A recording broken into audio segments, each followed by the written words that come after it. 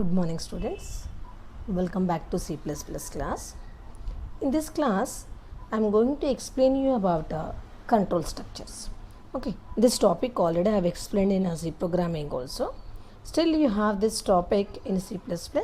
So once again I am explaining same topic, control structures. See, before going into the control structures, let me tell you what is the execution of way of C++. See, whenever you write a C program or C++ program, whatever statements you have written, that statements will be executed in the order as they have appeared in the program. Means in the same sequence, statements will be executed. But in some situations, you want to skip some statements, or if you want to execute some statements based on the given conditions, then we'll take the help of control structures. Okay, understood? So control structures are nothing but the statements which changes the way of program execution. Means instead of a sequence, the statements will be executed based on some conditions. Okay, now we'll see the definition of control structures. So what are the control structures? The statements used to control the flow of execution in a program is called as a control structures. So what are the control structures? Control structures are nothing but the statements which controls the program execution. Okay, now this control structures is also called as a flow of control, and in this actually what happened is the statements or the instructions and different functions are executed based on the given conditions. Okay, and in C++ we generally the statements are executed in the order which you have written in the program, but if you want to execute some statements based on the given conditions, then we'll take the help of control structures, and control structures are also called as a flow control statements. Okay, and now in C++, here we have a different types of control structures. Okay, what are the control structures? Control structures are nothing but the statements which controls the program execution. Okay, generally how the statements will be executed in the order which you have written. Okay, in which you have written. But if you want to change the order, means if you want to control the flow of execution, then we'll take the help of control statements. Okay, now how many types of control structures we have in C++? Here we have 3 control structures. First one is selection statements, the second one is the iteration, third one is the jump. Okay, how many types of control structures you have in C++? 3. First one is selection statement, second one is the iteration, third one is the jump statement. Okay, now come to the selection statements. Okay, here I have given one pictorial presentation of control structures. Once you see this, selection statements, if switch case. Okay, switch is also decision making statement, if statement is also decision making statement, but switch is a multi-way decision making statement. Now come to the iteration. Iteration we have 3 things here: while, do while and for. Third one is a jump statement: break, go to and continue. These are the control statements we have in a C++. Okay, all of you, once you take a screenshot of this.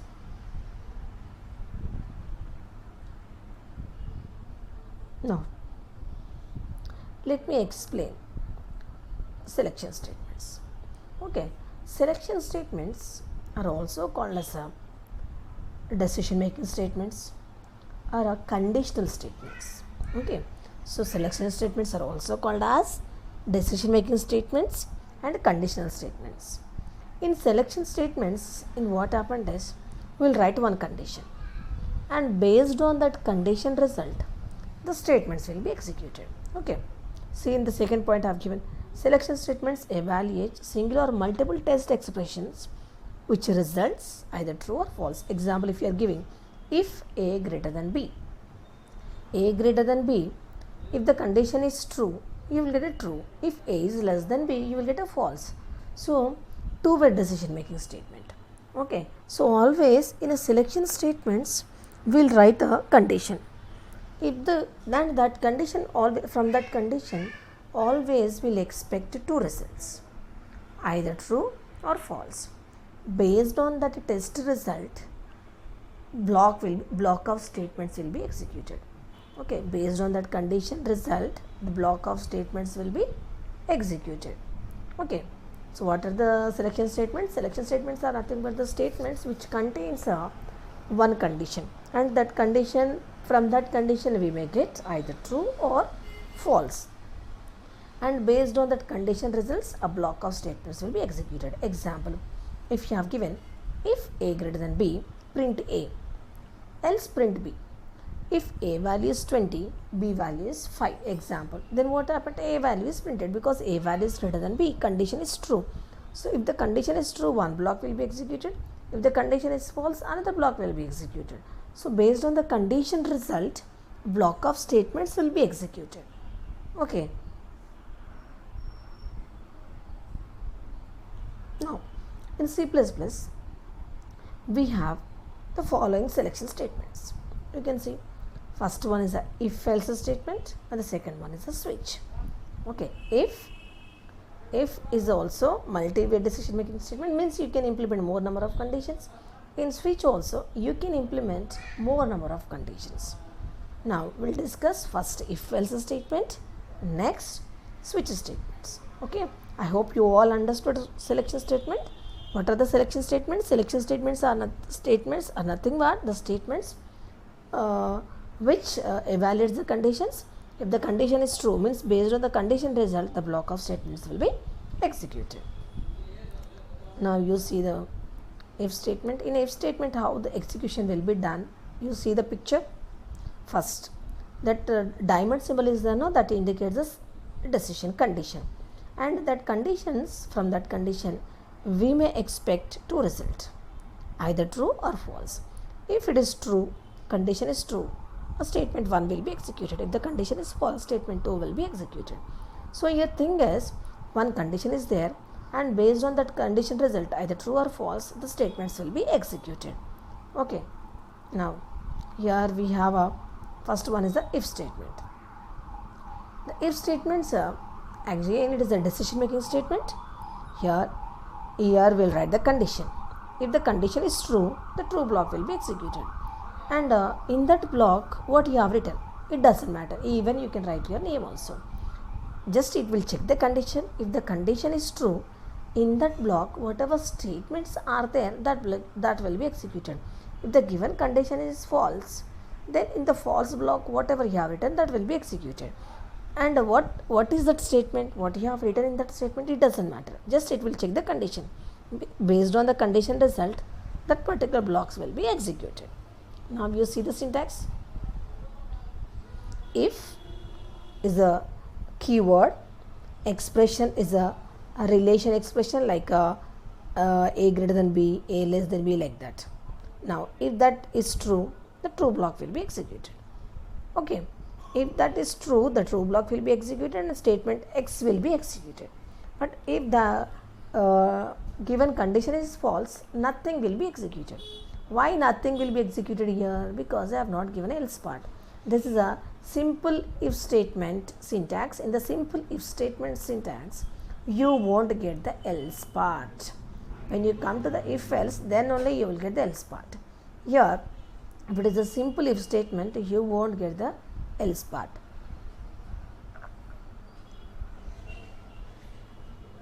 Okay, here I have given syntax also.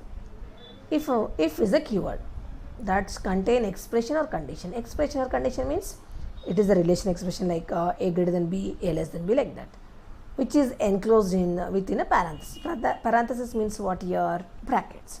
So whatever condition is there, that condition is given inside the brackets. If that expression result is true, then the true block is executed. In the true block, whatever you want to write, your wish. And if the condition is false, nothing will be executed. Okay, understood? That is a simple if. Here, see, here I have given the flow chart. First we are checking the condition. If the condition is true, the true block will be executed and the statement X will be executed. But if the condition is false, nothing will be executed. Okay, now you see the example program. Here I have given example program.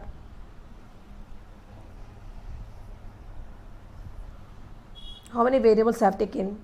One variable, age. And what is the output actually here? Once you see the output, enter your age. The prompt is given to the user. Then the user will give the age, like here what I have given, 23 I have given. Then you are eligible for voting. Okay. For this I have given, but if your age is less than 18, nothing I have given because it is a simple if, no? Else part you won't get. See, int age, one variable I have given. And you see, enter your age. I am giving a prompt to the user that enter your age. Next, scene. Scene is a input statement, and whatever the age the user give, no, that is stored inside the age. There I have given a semicolon. That line will end. In the next line you see, if age is greater than 18, means whatever age you have given, no, if that age is greater than 18, then what message you are getting? You are eligible for voting. Okay. Now you see, if age is less than 18, nothing I have given because your else part is not there. It is a simple if. In the simple if, you won't get the else part. In if else only, you will get the else part. So in some situation, if you want to check only the true conditions, there will use the simple if. If you want to give a else also, if you want to execute some statements, if the given condition is false, then we'll go for the if else. That is the next construct. You see, if else. You see the definition once.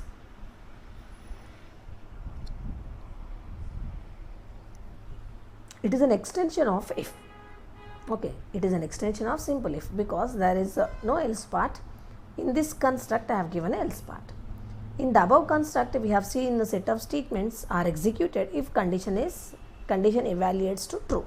So in the above construct, what I have given, first we are checking the condition. If the condition is true, then the true block will be executed. But what happened if the condition is false? That information is not given in a simple if. That information is given in the else. Okay. In the else, what we are giving, if the condition is false, what should happen? That will add in the else part. That is the difference between simple if and if else. In the simple if, there is no else part. In the if else statement, there is the else part. Okay. In the else part, what we are giving, if the condition is false, what statement should be executed? See in the above example program, if age is greater than 18, then what message you are getting? You are eligible for voting. But if the same, if age is less than 18, what should print? You are not eligible for the voting. That information should print here, no? That will add in the else part. See the syntax. If expression means relation expression. If that expression is giving a true result, if that a given expression is true, then true block will be executed. If the given expression is false, the else part will be executed. In that else part, what you have written, it doesn't matter. Okay. Condition is false, false block should execute. If the condition is true, true block should execute. Example, you are going for the exam. If you are prepared or not prepared, it doesn't matter. You are writing an exam. Similar. So you have given an explanation also. Once you read the expression, that whatever explanation I have given, no, that explanation once you go through the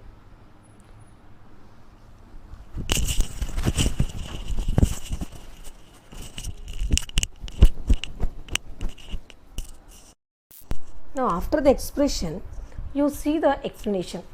Here I have given an explanation. In if else statement, first the expression is tested. Whatever relation expression you have given, no, that is tested. If that relation expression is giving a true result, then true block will be executed. If that expression result is giving a false block, then false block will be executed.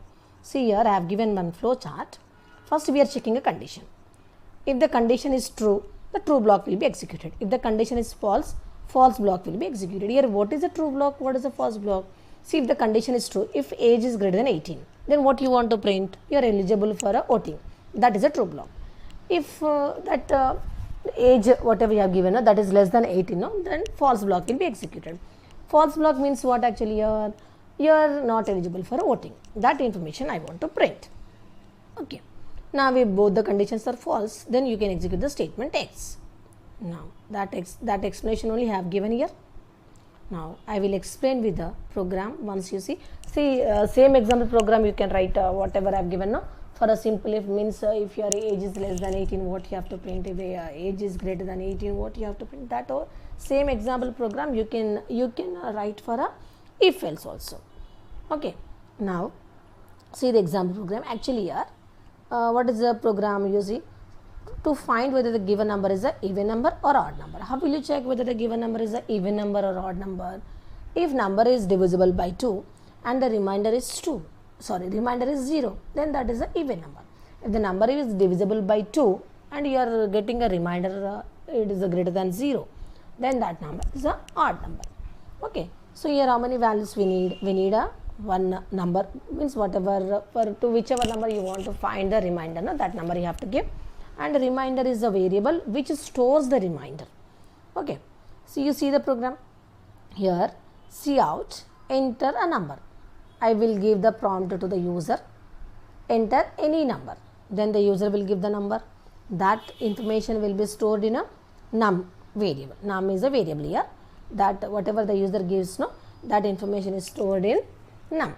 Now here I am finding the remainder. You see the second variable, remainder equals to num module 2. So here percentile is used to find the remainder.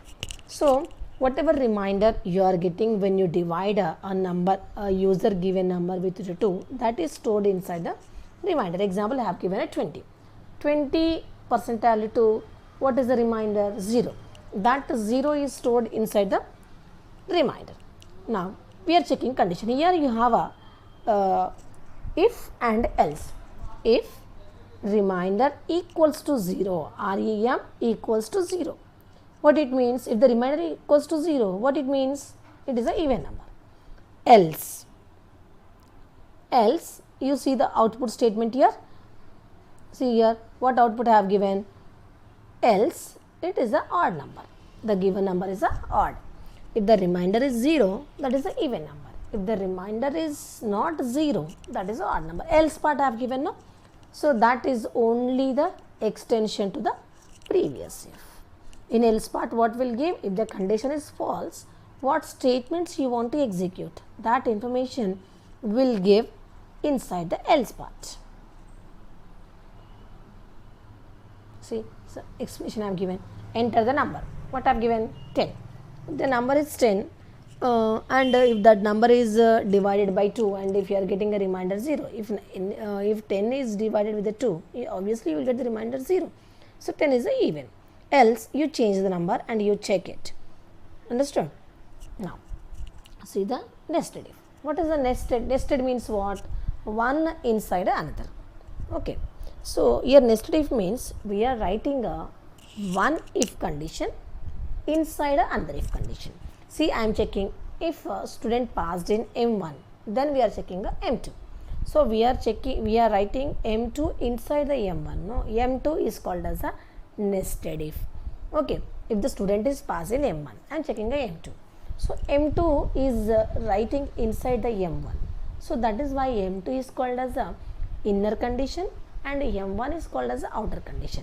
So here our concept is, if you are writing a one if statement inside another if statement, then it is called as a nested if. Okay. So here I have given a same as a definition. An if statement contains another if statement, then it is called as a nested if. Now you see the syntax. The syntax of nested if is, if expression 1 it is true, then only expression 2 is tested. If the expression 2 is true, whatever you have given in the true block of expression 2, that will be executed. If the expression 1 is true and if the expression 2 is false, then else part of expression 2 will be executed. See, here I have given the braces. Expression 2 is written inside the expression 1. So, why it is a nested? So, if it expression 2 is true, the true block will be executed, else the false block will be executed. Okay. Now, you see one more else I have given. This is a else part for the expression 1.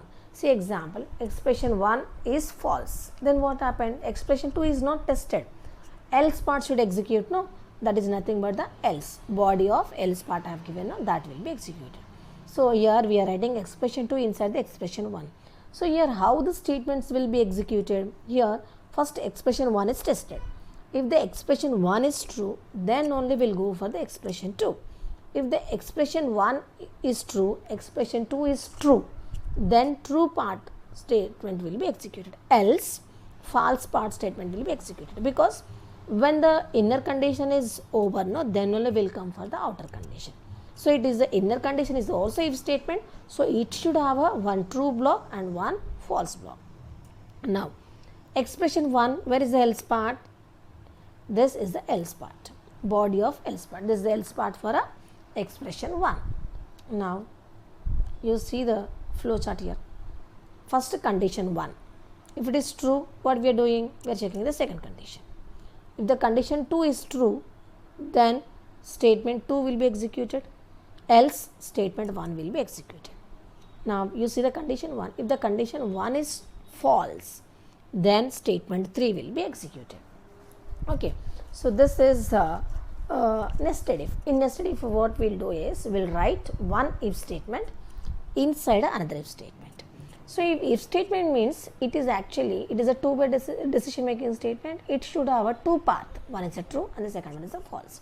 So, here for condition 1, in the true block we are giving a one more condition, in the false block as usual we are giving a some statements which are executed when the outer condition is false.